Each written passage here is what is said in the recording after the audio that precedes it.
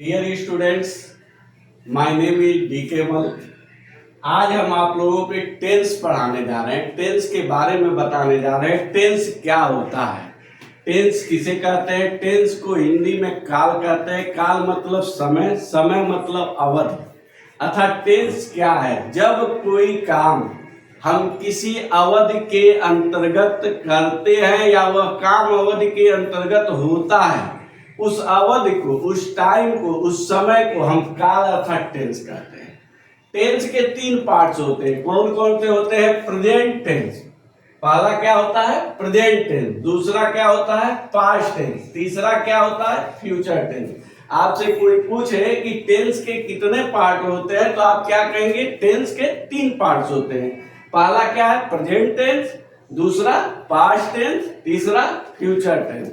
अब प्रत्येक टेंस के चार चार पार्ट होते हैं। अर्थात प्रेजेंट टेंस के चार पार्ट कौन कौन कौन से होते हैं? पहला आपका होता है प्रेजेंट इंडेफिनिट टेंस।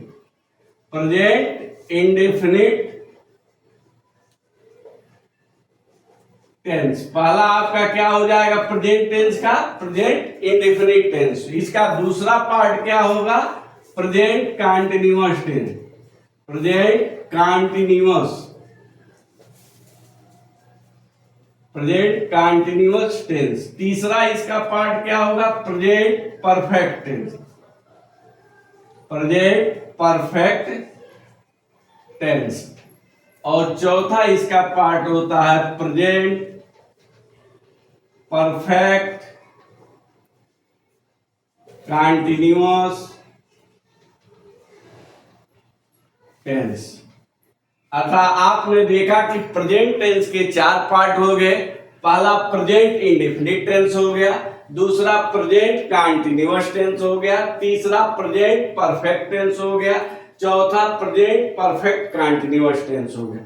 इसी तरह से पास्ट टेंस के चार पार्ट होते हैं। पहला होता है पास्ट इंडेफिनिट टेंस, दूसरा होता है पास्ट कंटीन्यूअस टेंस, तीसरा होता है पास्ट परफेक्ट टेंस और चौथा होता है पास्ट परफेक्ट कंटीन्यूअस टेंस। इस तरह से फ्यूचर टेंस के भी चार पार्ट होते हैं।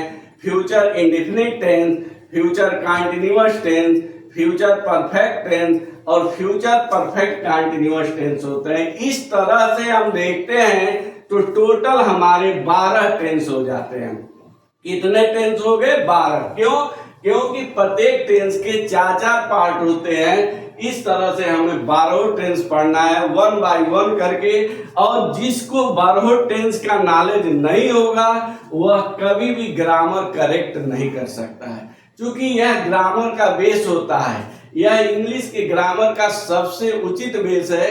तो फर्स्ट ऑफ ऑल स्टूडेंट है नॉलेज टेंस। यदि आपको टेंस की जानकारी नहीं है तो आपको कोई चीज आगे नहीं आएगा।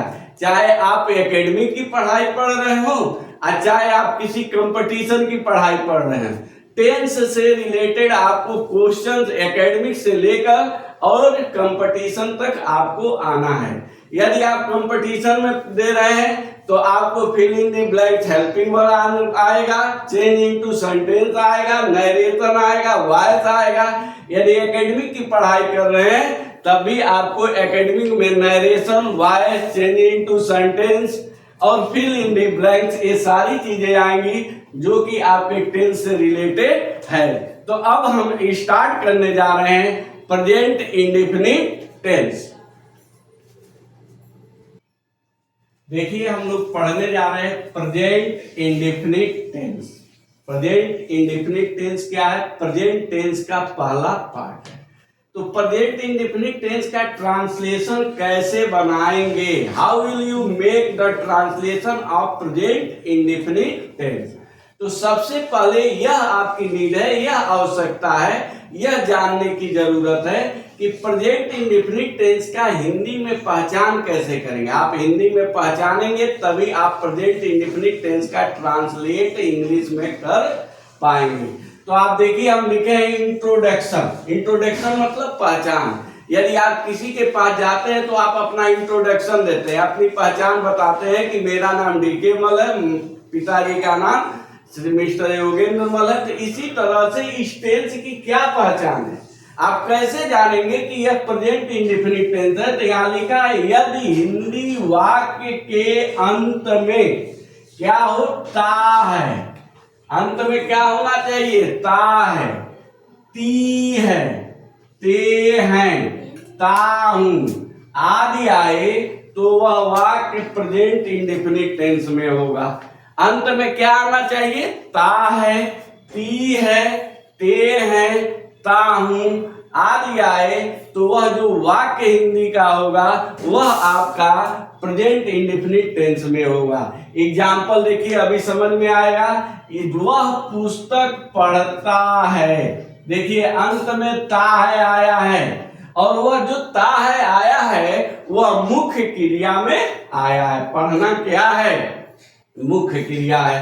तो डियर स्टूडेंट, नेक्स्ट देखिए एग्जाम्पल, सीता गीत गाती है। कौन गीत गाता है, सीता। तो देखिए ती का मात्रा आया। वे स्कूल जाते हैं, जाते हैं में किसका मात्रा आया है, ते का मात्रा आया है। आप अपने मन में सोचिए, मैं पुस्तक पढ़ता हूं, ताऊ आया कि नहीं। किसान खेत जोतता है, ता है आया कि नहीं। पिताजी बाजार जाते हैं, ते है आया कि नहीं।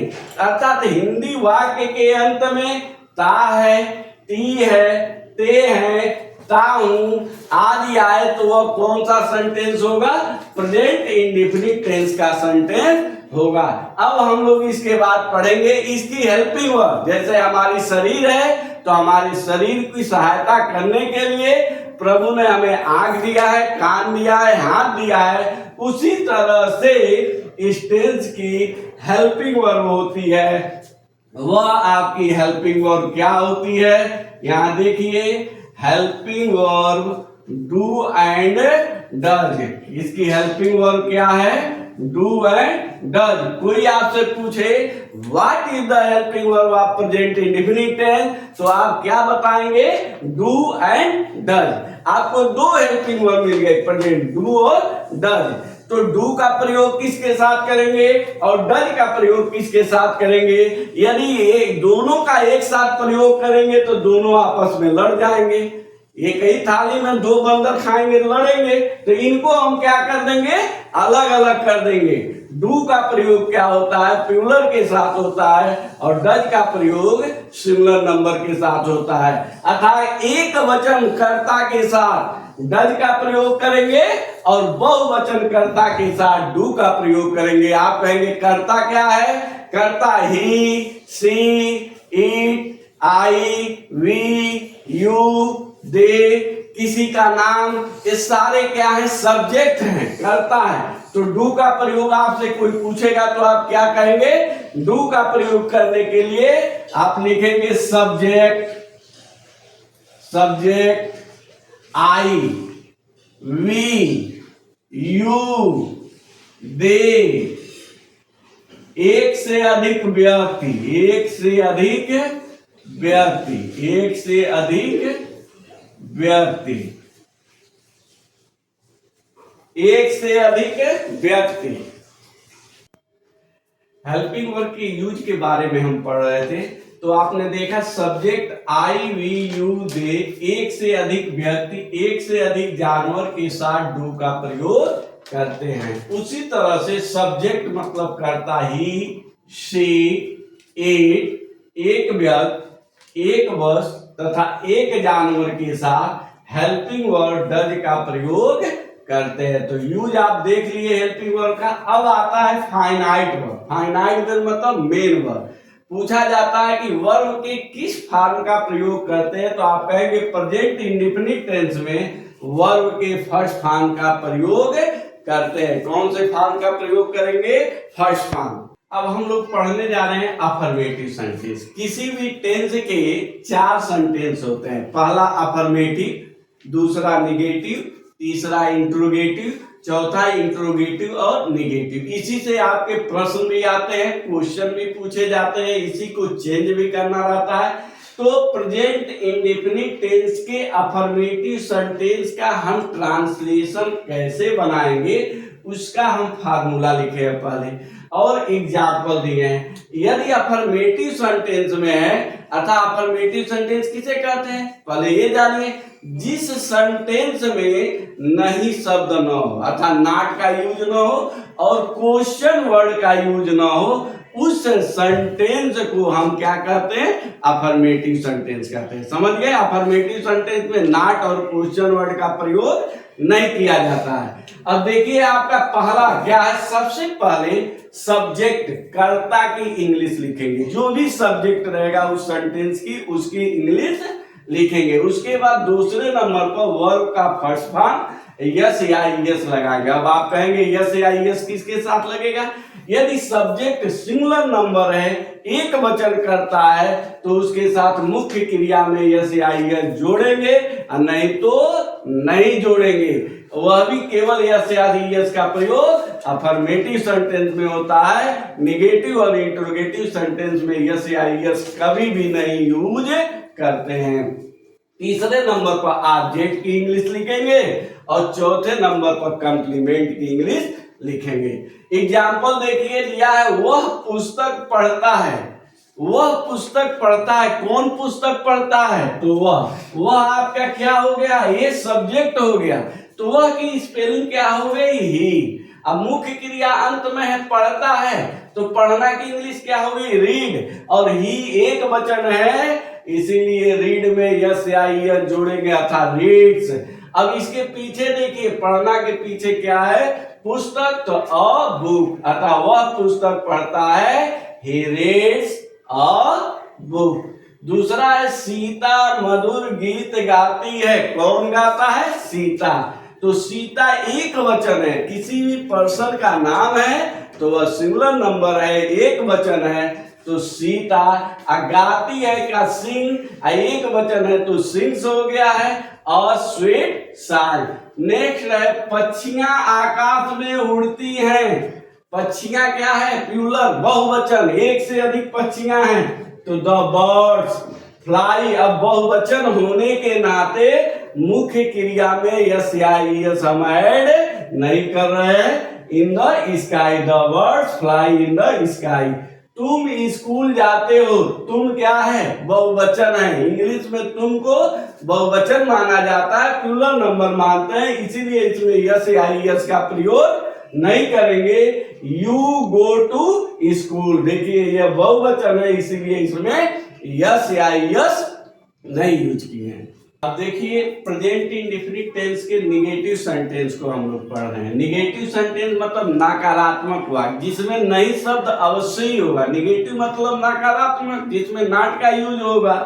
तो आप देखिए सबसे पहले सब्जेक्ट जो भी सब्जेक्ट होगी जो भी कर्ता होगी उसकी हम क्या करेंगे आ जाओ इंग्लिश लिखेंगे। उसके बाद डू या डज का प्रयोग करेंगे। उसके बाद क्या करेंगे डू या डज। यदि एक वचन सिंगुलर नंबर है तो डज और बहुवचन प्लूरल है तो डू का प्रयोग करेंगे। उसके बाद नॉट का प्रयोग करेंगे। वर्ब का फर्स्ट फॉर्म ऑब्जेक्ट कॉम्प्लीमेंट। ये आपका negative sentence present indefinite tense का क्या है फार्मूला है।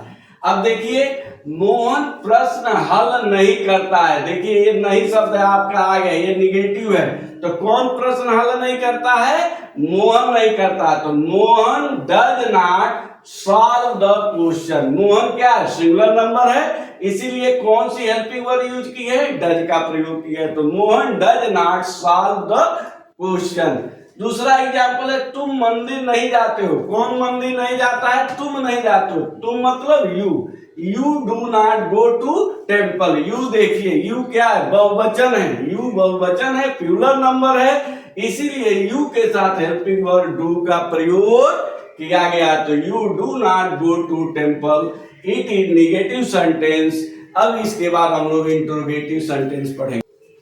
अब देखिए हम लोग पढ़ने जा रहे हैं इंट्रोगेटिव नेगेटिव सेंटेंस। दोनों सेंटेंस को हम एक एक पढ़ रहे हैं। यदि नहीं शब्द आ जाएगा तो नॉट का प्रयोग करेंगे और नहीं शब्द नहीं आएगा तो हम नॉट का प्रयोग नहीं करेंगे। इसीलिए देखिए हम अंडरलाइन कर दिए अर्थात आने पर नॉट का प्रयोग होगा। यदि सेंटेंस में नहीं शब्द नहीं आया तो हम नॉट का प्रयोग नहीं करेंगे।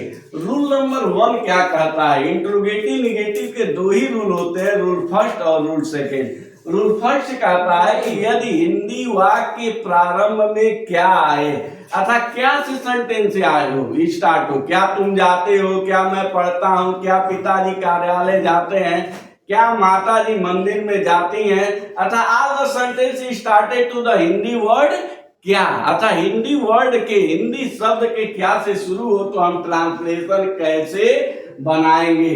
तो सबसे पहले आप हेल्पिंग वर्ड डू या डज, जो भी उसकी हेल्पिंग वर्ड होगी उसको हम लिखेंगे। उसके बाद कर्ता की इंग्लिश लिखेंगे, सब्जेक्ट लिखेंगे। अब मैं बार बार कह रहा हूं, यदि नहीं शब्द रहेगा तो नॉट लिखेंगे, और नहीं शब्द नहीं रहेगा तो नॉट का प्रयोग नहीं करेंगे। वर्ब का फर्स्ट फॉर्म, ऑब्जेक्ट, कंप्लीमेंट, अंत में क्वेश्चन मार्क का चिन्ह अवश्य लगाइएगा, नहीं तो आपका ट्रांसलेशन क्या हो जाएगा, रॉन्ग हो जाएगा, गलत हो जाएगा। क्या सरला गोरखनाथ नहीं जाती है? देखिए क्या से ये स्टार्ट हुआ है, तो क्या से स्टार्ट हुआ तो आप क्या करेंगे, क्या के जगह पर डू या डज का प्रयोग करेंगे। तो क्या सरला गोरखनाथ नहीं जाती है, तो बेटा सरला क्या है, सिंगुलर नंबर है, एक वचन करता है, और एक वचन कर्ता के साथ हम डज का प्रयोग करते हैं। तो डज, कौन नहीं जाता है, तो सरला, तो डज सरला, और नहीं शब्द आ गया है तो नॉट गो टू गोरखनाथ। तो आपने देखा क्या सरला गोरखनाथ नहीं जाती है, does Sarla not go to Gorakhnath, अंत में क्वेश्चन मार्क का चिन्ह लगा है। दूसरा कह रहा है क्या वे मैच खेलते हैं, ये देखिए निगेटिव नहीं है, केवल इंट्रोगेटिव सेंटेंस है, या इंट्रोगेटिव निगेटिव नहीं है, क्योंकि इसमें नई शब्द का प्रयोग नहीं हुआ है, इसलिए हम इसमें नॉट का प्रयोग नहीं करेंगे। क्या वे मैच खेलते हैं, तो वे क्या है, बहुवचन है, प्लूरल नंबर है, यहाँ डू दे प्ले मैच, वही क्रिकेट मैच रहता तो do they play cricket match, अंत में क्वेश्चन मार्क लग गया। तो आपने क्या देखा, एक वचन कर्ता के साथ डज का प्रयोग कर रहे हैं, बहुवचन कर्ता के साथ डू का प्रयोग कर रहे हैं। अब नेक्स्ट रूल हम नेक्स्ट बार पढ़ाएंगे। डियर स्टूडेंट्स, अब इंट्रोगेटिव निगेटिव का रूल नंबर 2 हम पढ़ेंगे। और रूल नंबर 2 क्या कहता है, यदि हिंदी वाक्य के बीच में क्वेश्चन वर्ड आए, क्वेश्चन वर्ड मतलब क्या, कब, क्यों, कहाँ, कैसे आदि आए, तो ट्रांसलेशन बनाने का नियम निम्न है। जैसे क्या है, सबसे पहले क्वेश्चन वर्ड की इंग्लिश लिखेंगे, व्हाट, वेयर, हाउ, उसके बाद डू डज का प्रयोग करेंगे, उसके बाद सब्जेक्ट जो भी रहेगा, Ram, Shyam, Sita, Gita, you, I, we, उसका प्रयोग करेंगे। नहीं शब्द है तो नहीं का यूज करेंगे। वर्ब का first form, object, complement, question mark. ठीक है, क्लियर है, केवल इसमें क्वेश्चन वर्ड बढ़ रहा है, व्हाट, वेयर, हाउ। तुम कहाँ रहते हो, देखिए कहाँ शब्द बीच में आया है और ये क्वेश्चन वर्ड है, तो इसकी स्पेलिंग सबसे पहले लिखेंगे where do you live, question mark, where, helping word do, subject you, अब वर्ब का first form live, where do you live. Ram school क्यों नहीं जाता है, why does Ram not go to school. Dear students, इस तरह से आज आप लोगों ने प्रेजेंट इंडेफिनिट टेंस को पढ़ा, और वह प्रेजेंट इंडेफिनिट टेंस में हम अफर्मेटिव, नेगेटिव, इंट्रोगेटिव सारे सेंटेंस को पढ़ लिए, खत्म कर लिए। यदि यह आपको वीडियो अच्छा लगे तो इसको आप सब्सक्राइब करिएगा, इसको शेयर करिएगा और लाइक करिएगा। ऐसे वीडियो कंटिन्यू अब हम डाला करेंगे, और आप ग्रामर के चैनल को इसको आप हमेशा के लिए अपना लें और पढ़ें।